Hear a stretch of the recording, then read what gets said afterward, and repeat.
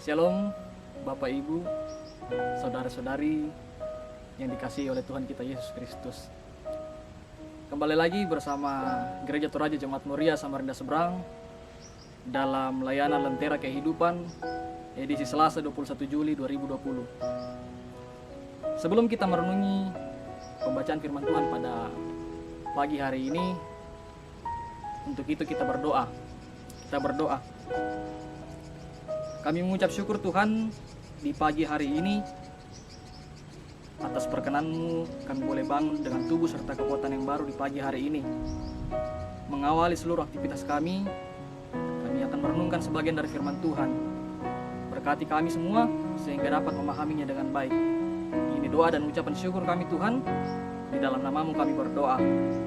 Amin.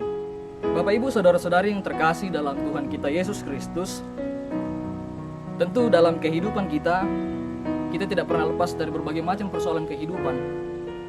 Kita tidak pernah lepas dari berbagai macam dinamika kehidupan. Namun yang menjadi persoalan, sebagai orang percaya, sebagai orang yang dikasihi oleh Tuhan kita Yesus Kristus, apakah kita mampu untuk menghadapi tekanan kehidupan itu? Inilah menjadi poin untuk kita bahas pada pagi hari ini, untuk kita renungkan bersama-sama pada pagi hari ini. Sangat menarik karena menjadi persoalan yang fundamental dalam kehidupan kita.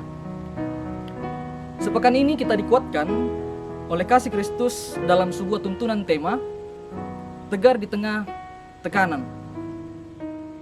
Bacaan yang akan kita renungkan bersama-sama pada pagi hari ini terdapat dalam Yohanes 6, ayatnya yang ke-35 dan ayatnya yang ke-37.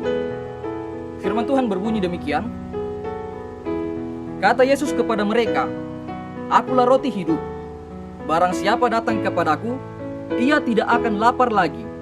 Dan barang siapa percaya kepadaku, ia tidak akan haus lagi. Semua yang diberikan Bapa kepadaku akan datang kepadaku. Dan barang siapa datang kepadaku, ia tidak akan kubuang." Ada sebuah kisah nyata di Inggris pada tahun 1789 sampai pada tahun 1830.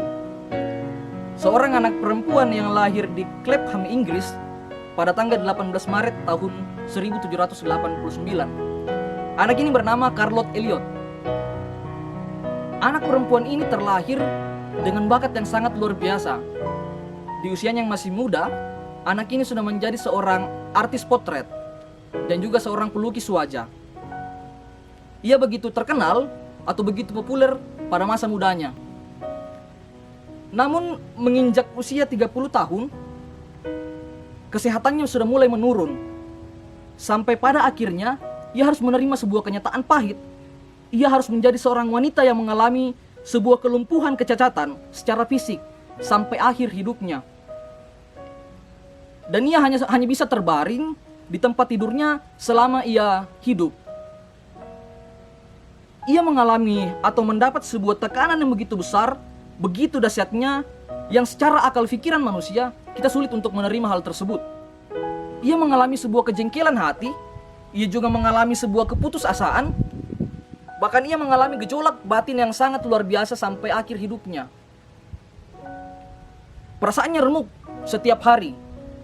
Ia selalu dihantui oleh ketakutan, bahkan kejengkelan hati yang membuat dia sulit untuk menerima Kristus.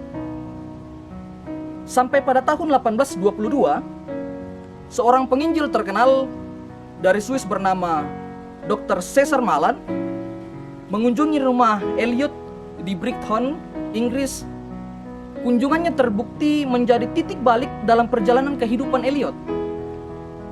Dr. Cesar Malan ini merupakan sahabat karib dari ayah seorang Elliot tadi. Dalam masa Dr. Cesar di rumah Elliot, Dr. Cesar memberikan sebuah pemahaman, memberikan sebuah nasihat kepada seorang Elliot, memberikan sebuah konseling terhadap masalah kerohanian yang dialami seorang Elliot ini. Bahkan Dr. Cesar mengatakan kepada Elliot bahwa engkau harus datang sebagaimana engkau ada, sebagai seorang berdosa kepada Sang Domba Allah yang menghapuskan dosa dunia.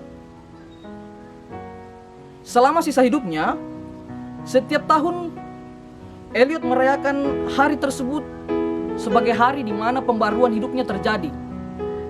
Eliud menganggap bahwa hari itu menjadi hari di mana kehidupan rohani seorang Eliud kembali diperbaharui dalam kehidupan dia. Dalam hari-harinya, Eliud pernah menulis sebuah kata. Dia menulis begini: Tuhan melihat, Tuhan menuntun, Tuhan menjaga saya, anugerahnya meliputi saya, dan suaranya terus-menerus memberitahu saya untuk berbahagia dan hidup suci dalam melayaninya di tempat saya berada. Eliud dalam ketidakberdayaannya secara fisik pada tahun 1836, dia juga pernah menulis sebuah kalimat, Just as I am. Sebuah kalimat ini yang mengantarkan kita pada sebuah lagu, sebuah himne, sebuah kidung pujian yang sampai saat ini menjadi kidung pujian yang begitu indah dan sering dinyanyikan di gereja-gereja. Kidung Jemaat 27, Meski Tak Layak Diriku. Bapak ibu saudara-saudari yang dikasihi oleh Tuhan kita Yesus Kristus, kita tidak pernah menyangka bahwa sebuah pujian yang indah, di balik sebuah kisah tersebut ada sebuah peristiwa yang sulit kita untuk percaya bahwa ternyata kidung pujian Kidung Jemaat 27, Meski Tak Layak Diriku, diciptakan oleh seorang yang pernah mengalami pergumulan yang begitu luar biasa, mengalami sebuah tekanan kehidupan yang sangat luar biasa, yang secara nalar pikiran kita sulit pun juga untuk menerima hal tersebut.